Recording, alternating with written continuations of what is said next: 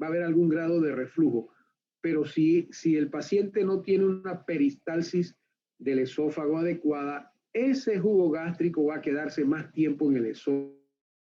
Tenemos una eliminación ineficiente del jugo gástrico que ha refluido al esófago. Eso lo podemos diagnosticar, uno, con la pHimetría, o sea, determinación del pH, porque vamos a bajo por un periodo prolongado de tiempo, pero también por la manometría, porque nos vamos a dar cuenta ahí que ese esófago no se está contrayendo adecuadamente, no elimina de forma adecuada el contenido que hay en el esófago. En este caso estamos hablando del jugo gástrico. Y cuando hablamos de anormalidades en el estómago, ya estos son patógenos que nos van a producir por presión hacia arriba lo que es el reflujo gastroesofágico. Y el ejemplo más común, pero frecuentemente, es cuando tenemos lo que se llama el síndrome de vaciamiento gástrico retardado. Ese ejemplo se veía mucho antes existieran los inhibidores de la bomba de protones o los inhibidores de la histamina, ¿no? Como era la ranitidina. Entonces había muchas más úlceras gástricas y pilóricas. Entonces esas úlceras pilóricas o duodenales producían inflamación, fibrosis y hacían que el píloro no se abriera. Entonces se llenaba de comida, el vaciamiento era muy lento y ese estómago así todo lleno de contenido alimentario promovía el reflujo gastroesofágico. Los 3 puntos que hemos mencionado, yo creo que ustedes tienen bien claro, ¿no? Lo que es la enfermedad por reflujo gastroesofágico, pero como les dije, típicamente estamos hablando del esófago esofágico inferior incompetente. Las otras dos son otras condiciones que pueden producir o contribuir al reflujo gastroesofágico. Lo del tratamiento, bueno, ustedes probablemente conozcan bastante de esto, del reflujo gastroesofágico, principalmente es médico.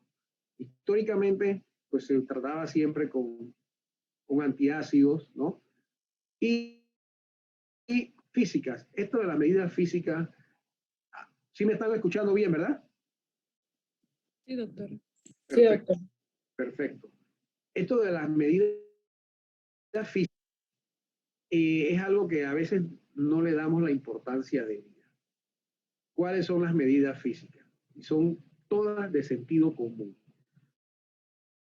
Fíjate que ustedes están sospechando que tiene reflujo gastroesofágico, todavía ni siquiera han hecho los estudios diagnósticos que a propósito, la pHimetría y la manometría promedio, o sea, en Panamá, en toda la República, son como estudios sofisticados cuando no lo deben ser.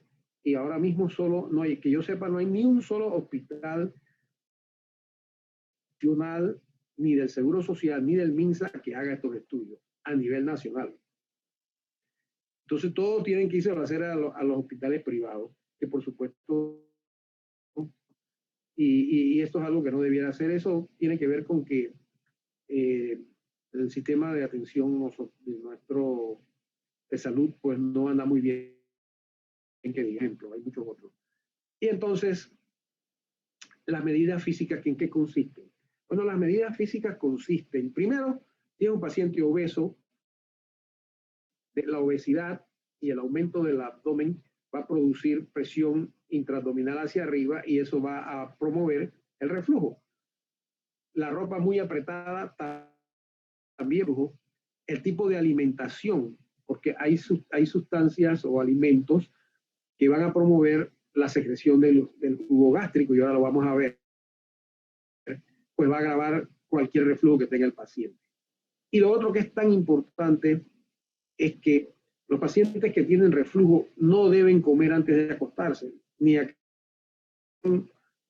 o que hacen siesta, ¿no? O en la noche, o sea, se debe dejar el estómago en reposo por lo menos unas 3 o 4 horas antes. Eso quiere decir que si la persona que ya se sabe que tiene reflujo, pues esa persona, si se va a acostar a las 10 de la noche, no debiera comer más nada después de las 6 de la tarde. Y esas pequeñas definitivamente que ayudan. Otro factor muy importante es que cuando el paciente se acuesta, está en decúbito supino, el reflujo va a aumentar. Entonces, en eso que se le recomienda a los pacientes es que suban las patas de la cama de la cabecera como por lo menos unas 6 pulgadas con unos tuquitos de madera o en fin, cualquier cosa que pueda levantar la cama unas 6 pulgadas hacia la cabecera. Entonces, esas medidas, parece mentira, pero ¿cómo van a ayudar al paciente? Después que aparecieron los antiácidos, que era lo único que había en algún momento, aparecieron los bloqueadores H2 de la histamina, que también ayudaron mucho, como la ranitidina, ¿no? Y de la ranuzaba, por lo menos en nuestro medio era el Zantac. Pero ya eso también ha sido superado por los inhibidores de la bomba de protones, como el omeprazol o el esomeprazol, y hay otras variedades. Entonces, generalmente, si el paciente sigue estas medidas y toma estos medicamentos, él va a tener un reflujo gastroesofágico bastante bien controlado. Hay algún grupo que van a poder controlar y entonces van a evolucionar a lo que serían las complicaciones del reflujo gastroesofágico, y es por eso entonces que también hay procedimientos quirúrgicos. Y el quirúrgico que más se utiliza hoy en día es la fonduplicatura de Nissen con todas sus modificaciones, que ahora se las voy a mostrar, y que eso lo que hace es como si le estuviera un esfínter, porque el esfínter de los pacientes que tienen reflujo gastroesofágico patológico es un esfínter que está hipotónico. Entonces, al hacerle Nissen, lo que vamos es a disminuir el reflujo, ¿no? Y esto es lo que es una fonduplicatura de Nissen, que actualmente pues se hace por laparoscopía, ya por cirugía abierta, pero ahora la mayoría de las veces se va a hacer por laparoscopía, y lo que consiste es que ustedes liberan el fondo gástrico de los vasos cortos del vaso y hacen como una envoltura. Ustedes envuelven el esófago distal, en inglés eso se llama un wrap, ¿no? Y le ponen unos puntitos así, de tal manera que ustedes aumentan un poquito la presión, disminuye el reflujo. Este procedimiento tiene más del 90% de efectividad. Hay algunos riesgos y complicaciones, como por ejemplo, si el wrap ese queda muy paciente, puede ser que le controles el reflujo, pero entonces el paciente va a tener disfagia porque no va a poder tragar bien. Así que todo tiene su riesgo y beneficio, pero esta es la operación que tiene muy buenos resultados. Entonces, ¿cuándo es que vamos a llevar a estos pacientes a la cirugía por reflujo? Bueno, cuando podamos demostrar que hay una oposición al jugo gástrico, y eso se hace con la pHmetría, que tiene un esfínter esofágico inferior incompetente, que lo hacemos con la manometría, y también podemos apreciar que contraen de forma normal. Eso también se hace con la manometría. Y efectivamente, el paciente tiene que tener un reflujo que es prácticamente intratable desde el punto de vista médico. Si nosotros no tratamos adecuadamente el reflujo gastroesofágico, pues las primeras manifestaciones que va a tener el paciente son las de esofagitis. Básicamente el síntoma se llama pirosis, ¿no? Que es el dolor retroesternal. Pero cuando eso evoluciona, aparte de que la mucosa está inflamada un poquito, entonces ya de forma más crónica se va a producir lo que es una estenosis, porque se va a desarrollar fibrosis. Y la fibrosis, pues es una complicación, porque también disfagia, y aparte de que esa misma esofagitis se puede ir progresando y entonces empeorando la estenosis. Y la otra complicación es de Barrett, ¿verdad? El esófago de Barrett, ¿ustedes saben lo que es el esófago de Barrett? ¿Alguien me lo puede definir?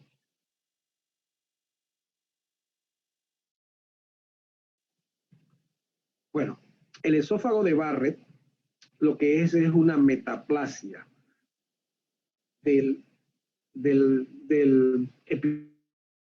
epitelio esófago, que es este que ven aquí, se transforma en un epitelio cilíndrico o columnar. Esta es una lesión que a medida que va progresando se puede convertir en una lesión premaligna para lo que es el cáncer de esófago, ¿no? Y estas son las imágenes de los endoscopios. Así es como se va a ver el esófago de Barrett. Bueno, si no tienen ningún comentario o pregunta en este punto, vamos a seguir adelante. y, perdón, de los divertículos esofágicos. Los divertículos esofágicos son típicamente de tres tipos: el divertículo de Schenker, el divertículo por tracción y el divertículo epifrénico. ¿Qué es lo que causa los divertículos? Bueno, los divertículos, se ha visto con el tiempo, es que también están afectados porque son trastornos de las presiones del esófago, ¿verdad? Son trastornos de las presiones o de la motilidad del esófago. Y en tal sentido, el de que se encuentra a nivel del músculo cricofaringio en el cuello. El de tracción se llama de tracción porque cuando no había tratamientos, muchos de los ganglios del mediastino a nivel iliar se hipertrofiaban, se agrandaban y se consideraba, y lo cual puede ser todavía cierta tracción sobre la mucosa del esófago, ¿sí? Sobre todo la pared del esófago, pero entonces protruía la mucosa del esófago. Y el divertículo epifrénico es el que se encuentra el esófago a unos 10 centímetros del esfínter. El divertículo de Schenker, como les dije, se protruye la mucosa, protruye aquí a nivel de los músculos cricofaringios, ¿sí? Este es como lo vamos a ver en un esofagograma o así. Esto que ven ustedes aquí, ¿no?, es una patología relativamente rara, pero ustedes lo ven aquí, ¿verdad? Este es el divertículo de Schenker. Y este es otro paciente. Entonces, ¿cuáles son los síntomas que tienen estos pacientes que tienen el divertículo de Schenker? Generalmente son pacientes mayores, ¿no? Ya, mayores de 60 años, 50, 60 años o mayores. Entonces, ellos tienen algún tipo de incoordinación con la deglución, entonces protruye la mucosa a través de la pared del mismo esófago y de los músculos cricofaringos. Y entonces, eso acumula el contenido alimentario que se va a fermentar y que va a producirle al paciente halitosis. El mismo fenómeno de por qué se produce también les produce a veces dificultad para deglutir, ¿no? Y en la noche los pacientes pueden tener broncoaspiración. Así que ellos pueden desarrollar neumonitis o incluso pueden tener neumonías, ¿no? El tratamiento para el divertículo de Schenker es la cirugía. Es decir, el divertículo, pero también se ha visto, y el tratamiento consiste en la resección del divertículo, pero además hacerle una miotomía, o sea, cortar un poquito el esófago arriba, porque eso es lo que les mencionaba que se ha visto, que es un trastorno de las contracciones del esófago y de la motilidad. Entonces, si nosotros nada más quitamos el divertículo y lo cerramos, probablemente el mecanismo que lo produjo va a estar ahí presente y se va a volver a desarrollar el divertículo en la área de la sutura, porque no hemos aliviado el fenómeno de la hipertonía que hay en el área, ¿no? Entonces aquí vemos que este divertículo, aquí lo hemos resecado, parece más pequeño, pero es que se contrae un poquito, y entonces hacia acá, ¿no?, es que hacemos la miotomía. En cuanto al divertículo que les mencionaba, que es en los últimos 10 centímetros, así es como lo vamos a ver, ¿verdad? Es como el esófago y un saquito al lado, ¿no? Y este también puede producir, ¿no?, de reflujo o regurgitación, mejor dicho, y entonces los pacientes pueden tener halitosis y pueden tener también broncoaspiración. En este del divertículo lo que se hace es la resección del divertículo. Aquí está también un poquito contraído. Este es el diafragma, el tercio distal. Ya tenemos todo esto es el esófago referido. Resecamos el divertículo, pero hacemos una miotomía también aquí, a este nivel del esófago. Ok, entonces ya hemos hablado de los divertículos. Ahora vamos a hablar de otros trastornos de la motilidad, de los cuales el más importante es la calasia. Sin embargo, hay otros como el espasmo segmentario del esófago, el esófago en cascanueces, que lo hemos visto por ahí, y el esfínter esofágico inferior hipertenso, sin ser acalasia. Entonces, yo les voy a decir lo que es el espasmo difuso del esófago y segmentario. Bueno, esta patología tampoco es tan frecuente, pero es diagnóstico del diferencial del infarto del miocardio o de la isquemia o de la angina de pecho, ¿sí? Va a producir un dolor agudo en el área precordial y se confunde siempre con, puede confundirse con el dolor de un infarto. O sea, aquí lo primero es la patología cardíaca. O sea, le hacemos un electro, lo evalúa un cardiólogo o un internista, alguien que maneje estos casos, y si se logra descartar que el paciente tiene una angina de pecho, entonces hay que pensar que puede tener un espasmo difuso y segmentario del esófago. Entonces, para poder hacer este diagnóstico, volvemos a los métodos que estábamos hablando al comienzo. A este paciente hay que hacerle una manometría. Y bueno, para similar con el esófago en cascanueces y el esfínter esófago inferior hipertenso. Ahora, la calasia, que es una patología muy interesante, es una patología rara. Y les voy a explicar lo que ocurre con la calasia.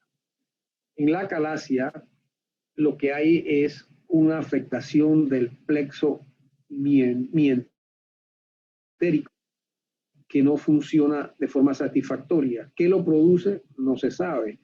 A veces hablan de sustancias tóxicas, en fin, hay otro tipo de patología, ha comprobado la etiología. Pero ¿qué ocurre cuando ese plexo mientérico de Auerbach está afectado? Nosotros lo que vamos a tener es una del esfínter esofágico inferior. ¿Qué quiere decir eso? Que cuando la persona deglute, el esfínter está hipertónico y no se abre. Y otro factor típico de esta enfermedad es que no hay peristalsis en el esófago. ¿Y cómo lo diagnosticamos? Con la manometría. De la otra forma, todo es clínico, que también es bueno, que debiéramos hacerle una manometría a estos pacientes. Entonces, ¿qué ocurre? Para hacer el diagnóstico de acalasia, se deben hacer, ¿verdad? Hay que hacerle un esofagograma al paciente. Miren ustedes, este es un esofagograma de un paciente que tiene aquí con esta punta, y en este otro cuadro de otro paciente todavía es más puntiforme, ¿no? El paciente está deglutiendo, pero el esfínter casi no pasa nada hasta el estómago. Entonces, ¿qué ocurre? Aquí lo que tenemos es que hay la hipertonía del esfínter esofágico y a medida que va, ese esófago se va dilatando y se va a convertir, si no hay tratamiento, en un megaesófago. Pero aquí esto tiene varias, o sea, el paciente se va a desnutrir rápidamente porque la comida no pasa. Y entonces va a estar regurgitando constantemente, va a tener halitosis. El esofagograma se ve así, defectos de llenado. Estos son partículas de alimentos en el esófago. Entonces uno podría decir, bueno, eso es diagnóstico. Sí, ahí ya tenemos la sospecha clínica. Pero entonces, con la manometría vamos a tener la evidencia de que ese esfínter está hipertónico y que no se relaja, y vamos a ver que la asis del esófago. Ya con eso tenemos casi hecho el diagnóstico, pero ¿qué pasa? Hay una patología que no hemos analizado y que pudiera ser causante casi de estos mismos síntomas, y es el cáncer de esófago distal. Entonces, a estos pacientes hay que hacerle una endoscopía y, si es necesario, una biopsia. Así que por eso les decía que son tres: el esofagograma, la manometría y la endoscopía, para hacer un diagnóstico correcto de lo que es una calasia. Ahora, ¿cómo se trata la calasia? Bueno, la calasia hay varias formas de tratarlo. Inicialmente era la forma quirúrgica, que era lo que se llamaba y se llama la esofagomiotomía. Es decir, nosotros dividimos los músculos del esfínter esofágico. Este es el diafragma, ¿no? Y aquí está, por aquí está el esfínter. Entonces hacemos una a 8 centímetros y dejamos expuesta la mucosa. De hecho, estos tratamientos para la calasia son paliativos. Nosotros no estamos curando la enfermedad, permitiendo que el paciente pueda comer y se sienta satisfecho, ¿no? Y porque imagínense, esos pacientes que no se han tratado, desnutren rápidamente, como nos decía, y no pueden comer, prácticamente no pueden comer. Entonces, este es el tratamiento clásico, que es la esofagomiotomía de Heller, que se puede hacer por vía. En este caso, nosotros lo hacemos abierto, ¿no? Pero entonces, más modernamente, con la endoscopía, los gastroenterólogos hacen dilatación con balón del esfínter esofágico inferior, como ustedes lo pueden ver aquí. Y los gastroenterólogos pues dicen que es todo porque realmente es mínimamente invasivo y a los pacientes les puede dar una calidad de vida de 5 años sin necesitar otra endoscopía. Responden bien y entonces ellos los mandan así. Esto tiene algún riesgo de perforación, ¿no? Porque esto es un balón que puede ser neumático, entonces le van poniendo presión para romper las fibras del esfínter, pero también se puede perforar el esófago. No es muy frecuente, pero puede ocurrir. Ya hemos terminado la patología benigna. Ahora vamos a hablar del carcinoma del esófago, que lo podemos dividir principalmente en el adenocarcinoma y en el carcinoma escamoso. Actualmente es más común el adenocarcinoma. En el pasado era el carcinoma escamoso, pero como les hablé del esófago de Barrett, no, displasia y después se convierte en una displasia, ¿no? Y entonces el tejido escamoso se transforma en adenocarcinoma. Y bueno, el PALE va a ser la disfagia, que ahora vamos a ver cómo es esa disfagia. Y el mejor tratamiento, si agarramos estos pacientes, es muy difícil en nuestro medio. De los que tienen mejor sobrevida son los japoneses, pero es que ellos le hacen endoscopía a todo el mundo y por cualquier causa y entonces de forma más temprana el cáncer de esófago, ¿no? Y lo otro es que es importante que el factor pronóstico es el estadio. Hay que estadiar, saber cuál es el pronóstico. Dentro de los factores que se han considerado etiológicos en el carcinoma del esófago, que ya se conoce, es el tabaco y el alcohol, ¿verdad? También otras sustancias que ven ustedes ahí están en inglés, pero se atribuye pues que estas sustancias, las nitrosaminas, ¿no? Residuos de combustible, toxinas micóticas, en fin, pueden ser carcinogénicas, ¿no? Carcinogénicas. Y también deficiencias nutricionales como de la vitamina A, la vitamina C, la riboflavina, factores físicos, comen la comida muy caliente y eso ellos tienen una incidencia más alta de cáncer de esófago. Y por supuesto están los ácidos y de álcalis que van a dañar esa mucosa del esófago y con el tiempo pueden desarrollar cáncer. Y dentro de los factores predisponentes está la calasia, como habíamos visto antes, que es un cáncer cuando los pacientes tienen acalasia. Entonces la disfagia inicialmente va a ser a sólidos, ¿verdad? Luego a líquidos. Ese periodo de tiempo entre uno y otro puede durar de semanas a meses. Los pacientes también pueden sentir dolor al tragar. Y a medida que va aumentando el tumor, los pacientes pueden, como en el mediastino posterior, pueden tener también dolor en la espalda.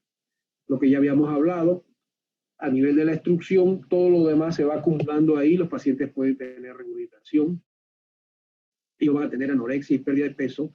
Y si los tumores son en el tercio medio y están creciendo, pueden afectar al nervio recurrente y entonces los pacientes van a tener parálisis de la cuerda vocal. Para el estudio, bueno, el estudio estándar hoy en día es la endoscopía porque nos permite ver y tomar las biopsias, cuáles son las características de ese tumor. A veces hay que hacer broncoscopía porque los tumores proximales y el tercio medio pueden invadir la tráquea y los bronquios principales, así que la broncoscopía puede ser de ayuda en algunos casos, ¿no? En cuanto a los estudios por imágenes, bueno, la radiografía de tórax, ustedes saben que es básica. Si ese tumor es muy grande, lo vamos a poder ver en el mediastino, en una radiografía de tórax. Pero el esofagograma, como hablamos al comienzo, es un estudio excelente, porque es rápido, barato, seguro, permitir ver también dónde está la obstrucción y qué patrones tiene, si es ulceración, si es polipoide, si es varicoide, y nos da bastante información. Otro estudio que es estándar, es mandatorio, es la tomografía computada del tórax y del abdomen superior, porque nos va a permitir ayudar a hacer el estadiamiento. Primero nos va a permitir ver si esa masa tiene engrosamiento de la pared o no, y si hay extensión a estructuras vecinas, como podría ser la tráquea, los bronquios, la aorta, el pecho, y por supuesto, si hay metástasis a distancia, en este caso sería metástasis a la pared torácica o a los pulmones, ¿no? Otro estudio muy infortunadamente en nuestro medio, en los hospitales del estado, no hay, es la tomografía con emisión de positrones o el PET scan, que es muy bueno, permite detectar metástasis, ¿no? Y muchos de estos pacientes ya vienen en etapas avanzadas donde es importante poder establecer si el paciente ya tiene metástasis o no. Es un estudio que es muy caro y en nuestro país solamente hay un hospital privado que lo tiene. Ningún hospital del estado, ni MINSA ni Caja, tienen esto hasta el día de hoy. Increíble, pero cierto. También ahora los endoscopistas, algunos están entrenados para hacer ultrasonido endoscópico y eso les permite evaluar el tamaño del tumor, adenopatía, incluso hacen biopsias a través de la pared del esófago con aguja fina, ¿no? La toracoscopía ocasionalmente también por pronóstico. Entonces ahora vamos a un poquito al tratamiento. El tratamiento, hay diversas opciones. Esto no tienen que saberlo. Lo importante es que de cuáles son las opciones que puede tener un paciente. Entonces, en el tratamiento tenemos la esofagectomía transhiatal, de los que más la popularizó, sobre todo en la década del 90, fue el doctor Orringer en Michigan, que consiste, y yo les explico en qué consiste la cirugía, ella donde se hacen dos incisiones, una laparotomía y una incisión en el cuello a lo largo del esternocleidomastoideo. Digital disecan el esófago, incluyendo el tumor. Y entonces se moviliza el estómago y se sube hasta el cuello y se hace una anastomosis esófago en el cuello. ¿Cuál es la crítica que le tienen a esta cirugía? Que como no se abre el tórax, la morbilidad pues no es tan alta, pero aquí se violan todos los principios oncológicos, porque ustedes al movilizar el esófago a ciegas, es posible que tengan ganglios que puedan estar positivos. Sin embargo, los que proponen este abordaje para algunos pacientes lo hacen en base a que la mortalidad de estos pacientes, dicho de otra manera, la sobrevida de estos pacientes a largo plazo es muy baja, independientemente de que seas muy radical, porque la mayoría de estos pacientes son tumoraciones que ya están muy avanzadas, ¿no? Y solamente es paliación lo que estamos buscando. Entonces, las otras cirugías son donde se quita el esófago y se va a reemplazar con estómago o colon. Yo creo que la mayoría está utilizando el estómago. Y entonces debe haber animales libres de tumor. Entonces hay varias resecciones. Hay la resección en dos bloques que voy a mencionarles primero, o en dos incisiones, que es la que se llama, que consiste en toracotomía derecha y laparotomía para los tumores que están en el tercio distal del esófago o en el cardias. Entonces, de esa manera, el paciente se le hace la laparotomía, se moviliza el estómago, se le hace la toracotomía y se sube el estómago, se reseca el tumor con margen adecuado en el tórax y en el mismo tórax se hace la anastomosis esófago-gástrica. Ese es, realmente se llama Ivor-Lewis, que es bastante popular en algunos casos, y es de dos incisiones, pero también tiene la incisión en 3 campos. Es un poco más radical porque entonces la anastomosis no se hace en el cuello, así que se hace laparotomía, toracotomía y incisión en el cuello. Y entonces es un poco más radical. La diferencia entre resultados no necesariamente es muy grande, sino todo el mundo haría esta técnica, pero cada uno hace la técnica con la experiencia. Y lo último ahora, de hace unos años para acá, son las técnicas mínimamente invasivas, que realmente han tenido mucho auge y la pueden utilizar haciendo incisiones pequeñas, pues, porque es mínimamente invasiva tanto en el abdomen como en el tórax, ¿verdad? Y entonces, estas están tomando mucho auge porque menos morbilidad. Ahora, cuando no podemos resecar un paciente, porque ya el tumor está muy avanzado o la condición clínica del paciente no lo permite, aunque la cirugía en la mayor parte de los casos viene siendo prácticamente paliativa, porque le permite al paciente comer, pero no lo... Pues también tenemos estos otros procedimientos que son la colocación de las prótesis, ¿no? Nosotros, cuando yo hice mi entrenamiento hace muchos años, utilizábamos las prótesis 2 Atkinson y Celestin. Eran prótesis, una la poníamos con el esofagoscopio rígido y otra la hacíamos por el abdomen y jalábamos desde arriba la prótesis pequeña. Y eso permite al paciente que coma. Pero siempre tenían un poquito de morbilidad y eran un poco más agresivas. Ahora tenemos expandibles que son de metal, las pone el gastro y son hasta ambulatorias, ¿no? Que son, como ustedes ven en estos diagramas, se pasa una guía, se va introduciendo la prótesis, después se expande y el paciente tiene la ventaja de que va a poder comer, que es lo que se busca, que el paciente pueda comer. Lo único que las prótesis no eliminan el reflujo, al contrario. Y eso es algo que hay que tener en cuenta y manejar al paciente como un paciente que va a tener. Entonces, desde el punto de vista del tratamiento, ahora esa terapia multimodal que incluye radio y quimio, ¿verdad? Y si hay buena respuesta y el paciente está en buenas condiciones y acepta la cirugía, después de eso se le puede hacer, y eso disminuye el estadio del cáncer, ¿verdad? Pero no hay una gran mejoría en la sobrevida, pero es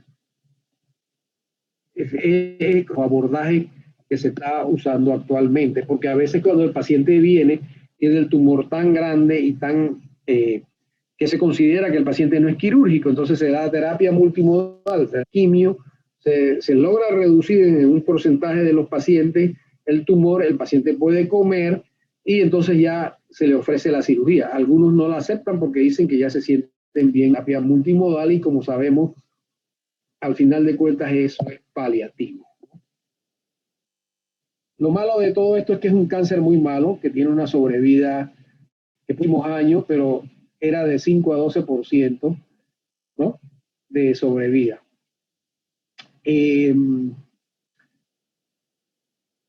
Creo que esta parte, ¿no? Todavía nos falta algo más.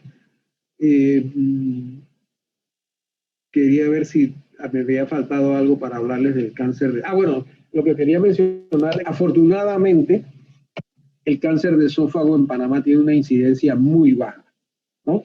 Si ustedes van a la página de estadísticas vitales de la nación, ustedes pueden ver más o menos cuál es la incidencia.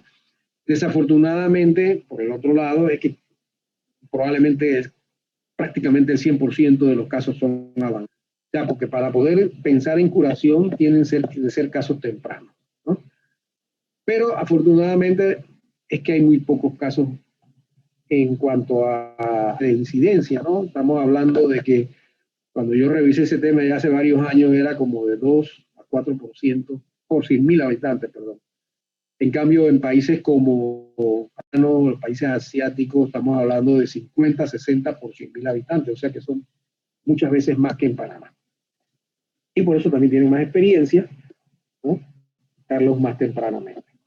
Ahora, esta última parte voy a hablarles de las perforaciones. Oye, ¿hasta cuándo tenemos de tiempo? ¿Una hora exacta o es más? Más, doctor. No, yo creo que vamos a terminar bien, pero era por si acaso, ¿no? Entonces, miren, las perforaciones del esófago, voy a hablar principalmente de las perforaciones por trauma. Y como vemos en esta diapositiva, la incidencia es baja porque el esófago es una estructura que tiene 25 centímetros en promedio y de diámetro pueden ser 2 o 3 centímetros, ¿verdad? Es algo relativamente pequeño, está dentro de la caja torácica, así que papel. Pero el paciente tiene que tener mala suerte. Pero bueno, ocurre. Y las manifestaciones clínicas de las perforaciones del esófago también son bastante inespecíficas. Tienen que saber es que si una perforación del esófago no se diagnostica a tiempo, y a tiempo debe ser antes de 24 horas, el pronóstico se agrava de una forma muy agresiva. Y eso lo vamos a ir viendo ahora sobre la marcha.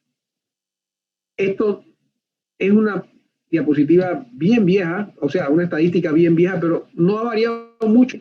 Fíjense ustedes, la principal causa de perforaciones del esófago sigue siendo iatrogénica. ¿Y por qué? Porque cada vez los endoscopistas, o sea, están las varices esofágicas, están las dilataciones de las estenosis, están las dilataciones en los casos de acalasia, como ustedes vieron, la misma toma de biopsias, ¿verdad? Ocasión de prótesis. Todos esos procedimientos tienen un porcentaje de complicaciones asociadas a perforaciones y por eso las iatrogénicas siguen siendo hoy la espontánea es lo que se llama el síndrome de Boerhaave, que lo vamos a ver ahora. En nuestro medio, hasta hace unos 5 no se ha visto ningún caso. Ahora ya tengo 4 casos. Es la ruptura espontánea. Ahora les vamos a hablar de eso. Los cuerpos extraños son bastante comunes, pasan mucho en los niños pequeños, pero también en los viejitos, que a veces se tragan hasta las prótesis. Y las traumáticas, que están en un 10%, por eso mismo que hablábamos, ¿no? Es una estructura tan pequeña, un balazo o una puñalada LED, pues no es tan fácil, ¿no?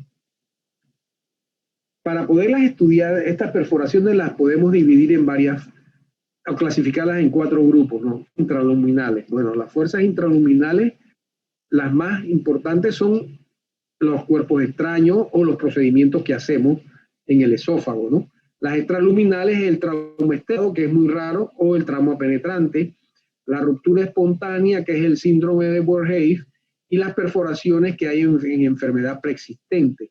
Por ejemplo, que tiene una úlcera o un tumor que se puede perforar.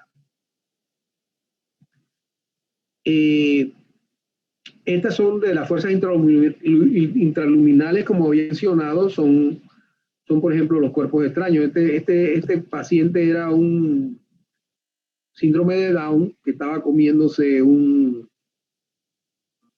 arroz con porotos con rabito de puerco. Y bueno, pobrecito tenía tanta hambre que se atragantó con este hueso que no estaba tan chiquito. Si ustedes pueden ver aquí, tiene casi 2 centímetros. ¿Sí?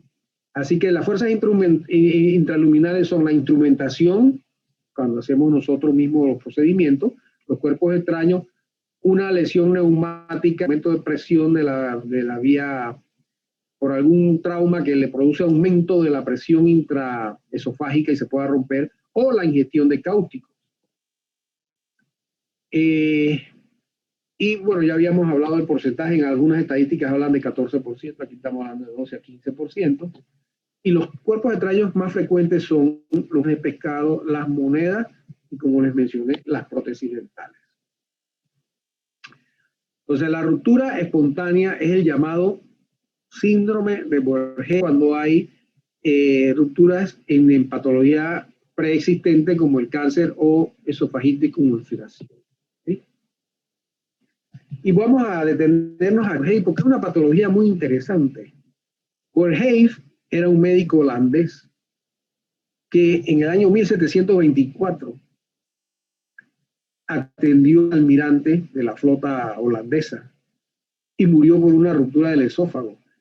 Este almirante había comido y bebido muy exageradamente, 3 días antes, y como tenía un malestar gástrico por esa llenura, se le ocurrió tomar ipecacuanha.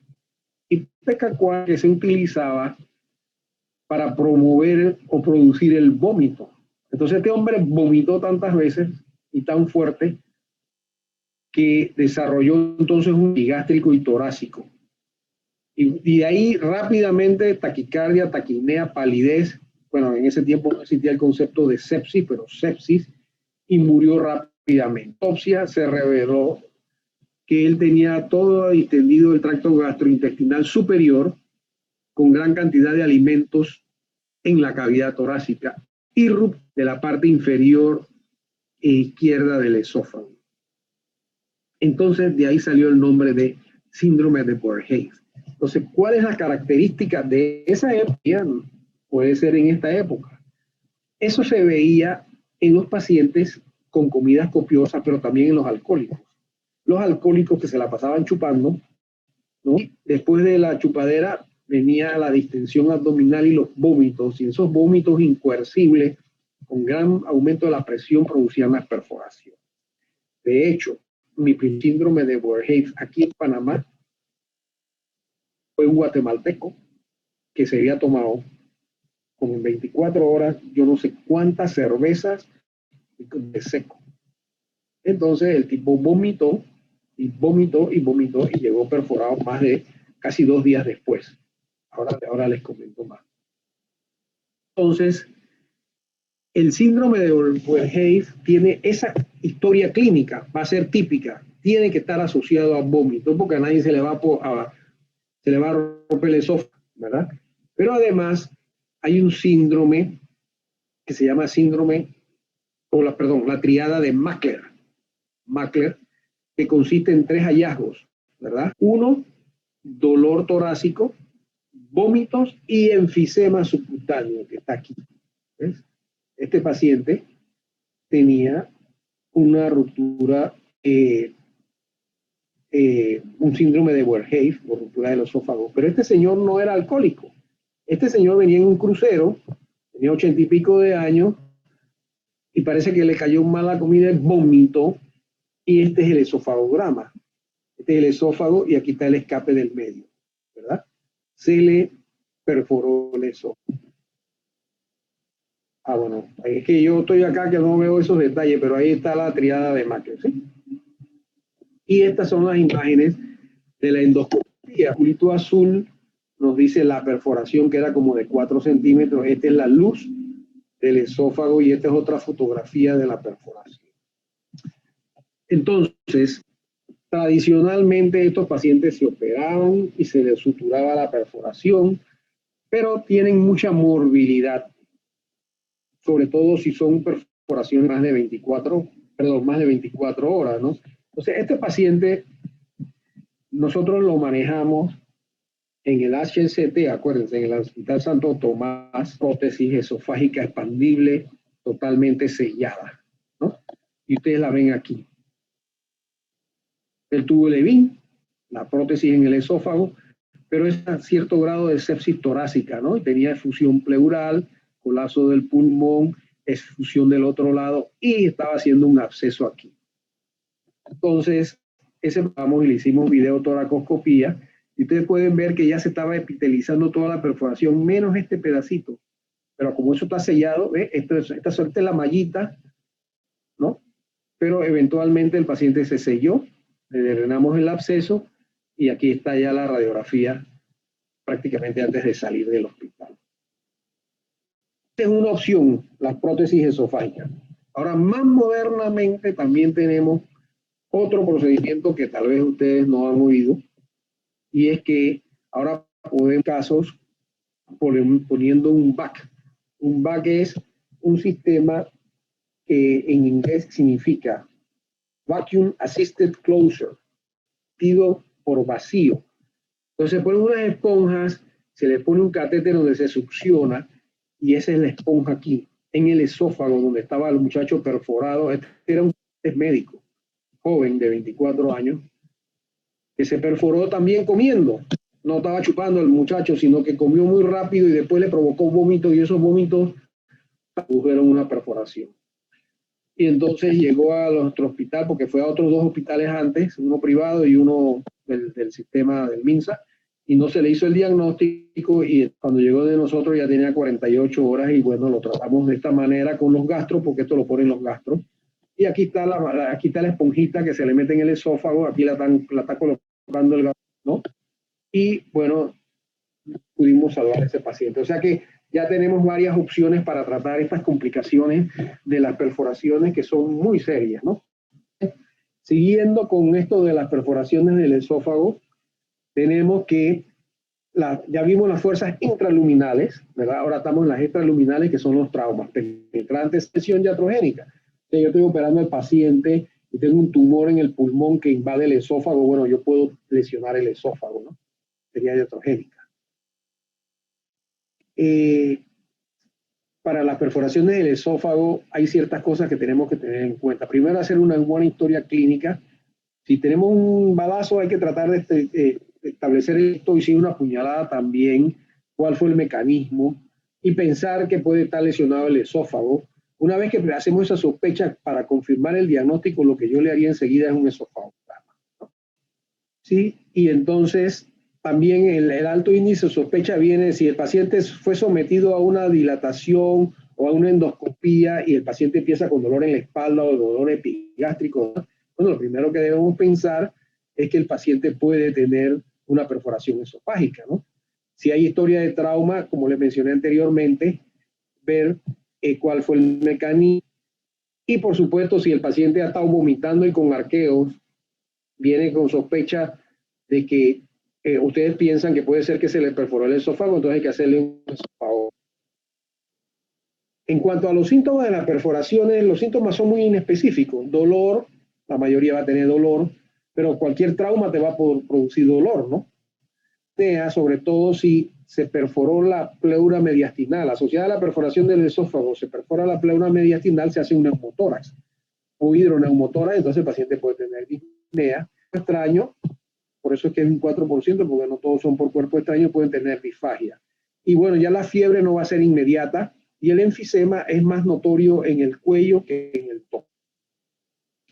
Hacemos algunas radiografías de tipo general, básicas, y entonces, por ejemplo, en el cuello vamos a encontrar algunos directos de que pueden indicarnos que hay una perforación del esófago, por ejemplo. Espacio retrotraqueal aumentado. Esta es la tráquea, ¿no? La tráquea debiera venir aquí, porque aquí hay un aumento de volumen grande, hay un poquito de aire que no debiera estar ahí. Y bueno, más que nada, tenemos un balazo aquí. Así que si tenemos el balazo, pues eso nos va a ayudar a más a pensar que es esofágico. En el mediastino,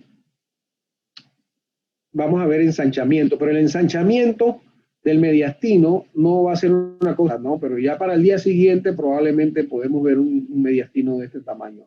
Aunque sea una placa AP, definitivamente que el mediastino está muy ensanchado, ¿no? Entonces, para hacer el diagnóstico hablábamos de que usamos los medios de contraste, que puede ser vario, que es el que a mí más me gusta, pero a veces es criticado, y los medios hidrosolubles. Lo importante es que hay que estar seguro de que el paciente, o sea, confirmar que tiene una perforación o descartarla, ¿no? Por ejemplo, este paciente tuvo un trauma en el tiempo que, bueno, hace ya bastante tiempo. Él tenía como un cinturón, un carro viejito, y tenía un cinturón de seguridad como artesanal, no lo protegió mucho, se dio con el timón, se cayó en un barranco así, en un puente, y entonces se le perforó además del esófago, la acción traqueal.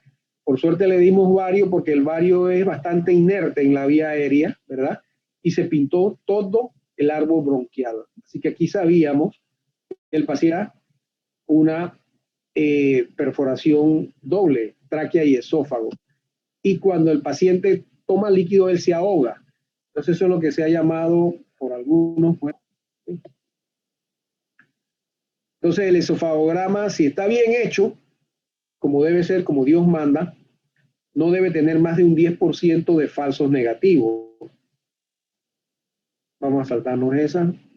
Esto me lo vamos a saltar, pero esto no, porque a veces hacemos también esofagoscopía rígida, pero esa nada más la hace el cirujano torácico y seccional, que hagamos esofagoscopía rígida, porque la esofagoscopía rígida sí tiene más morbilidad. Así que si tenemos la disponibilidad de esofagoscopía flexible, eso es lo que vamos a hacer. Otro aspecto importante que ha venido mejorando a través de los años es la tomografía. Y la tomografía lo que nos permite es que a veces algunos pacientes llegan con perforación esofágica y no diagnóstico, pero los pacientes están sépticos y quedan en un ventilador. Entonces, una tomografía contrastada, que incluso se le puede dar medio de contraste por la sonda nasogástrica. Entonces vamos a ver algunos signos como por ejemplo aire periesofágico, ¿verdad? O incluso se puede ver escape le podemos dar medio y a veces hay ya abscesos, ¿no? Así que la tomografía es de mucha utilidad en los casos tardíos, sobre todo, ¿no? Entonces, bueno, el tratamiento, pues, básicamente hay que debridar muy poco, porque acuérdense que el esófago es muy pequeño. Si lo debridamos demasiado, vamos a tener una estenosis, suturarlo. Y la sutura se puede hacer en 1 o 2 planos. A veces ponemos colgajos, sobre todo los colgajos en las perforaciones que son más tardías, porque mucha incidencia de que en la línea de sutura, cuando ese tejido está muy friable, vamos a tener escapes, ¿no? Entonces lo reforzamos con colgajos vascularizados, ¿no? Y si en el cuello se puede dejar un drenaje tipo Penrose o un drenaje cerrado tipo Jackson Pratt, y en el tórax un tubo pleural, ¿no? Y siempre es importante identificar mucosa y suturarla, porque si no vamos a tener escapes, ¿no? Así que básicamente el tratamiento debe hacerse temprano, ¿verdad? Y eso aquí se los muestro en esta diapositiva de artículos no han perdido vigencia. Si nosotros operamos a estos pacientes antes de 24 horas, la mortalidad no llega ni al 12% en estas etapas, pero después de 24 horas aumenta de forma muy significativa porque hay mucha sepsis, ¿verdad? Y eso es lo que va a matar al paciente, mucha contaminación en el mediastino. ¿No? Otro de los factores importantes para la mortalidad es dónde fue la perforación. Y se ha visto que las perforaciones torácicas, porque se disemina mucho más la infección, más rápido, da más mortalidad que las perforaciones cervicales, ¿no? No.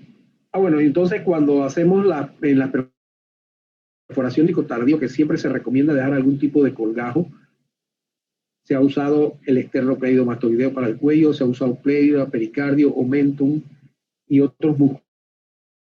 A mí el tórax es el intercostal porque es muy fácil obtenerlo y está bien vascularizado, ¿no?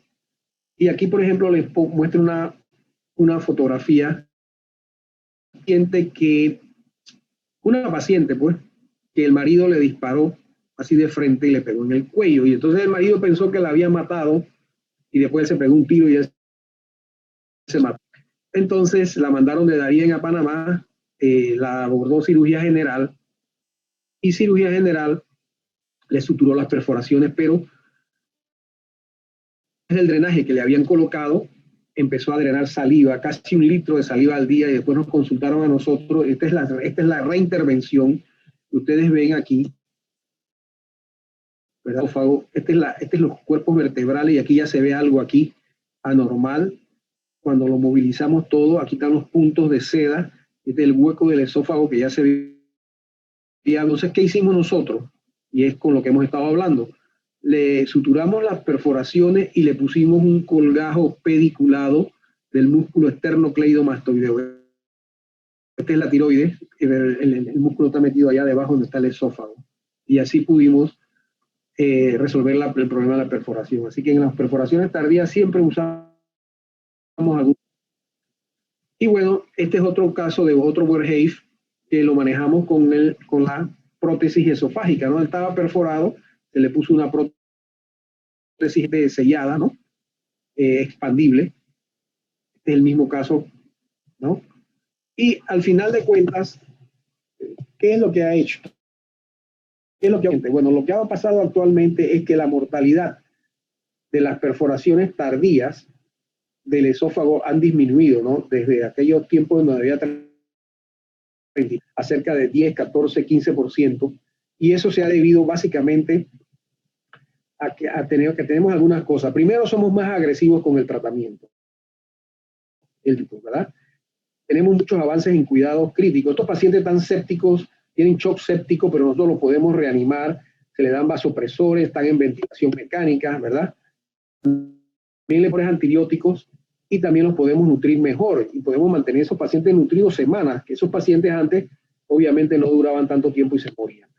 En otras palabras, pero la morbilidad sigue siendo muy alta y estos pacientes con perforaciones tardías se pasan entre 30, 40 o 50 días entre cuidados intensivos y la sala. Me atrasé un poquitillo ahí. No sé si tienen alguna pregunta, algún comentario. ¿No? ¿Aló? Doctor, una consulta. Dígame. Doctor, esa esofagografía rígida, ¿qué indicaciones tiene? Porque bueno, es que antes no había las esofagoscopías flexibles, ¿no? Esas esofagoscopías flexibles comenzaron como por la década del 70, casualmente con los japoneses. Pero antes siempre había sido rígida. Entonces la indicación de la rígida tiene una ventaja y es que tú puedes aspirar.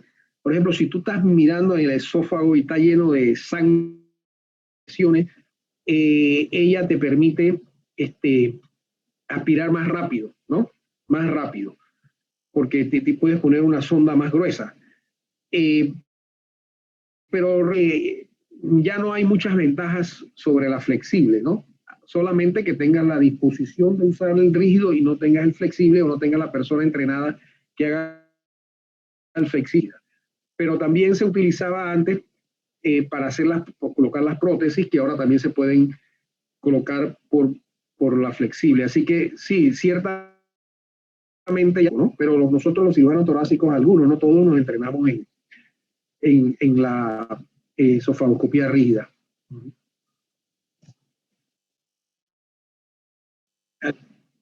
¿Pregunta?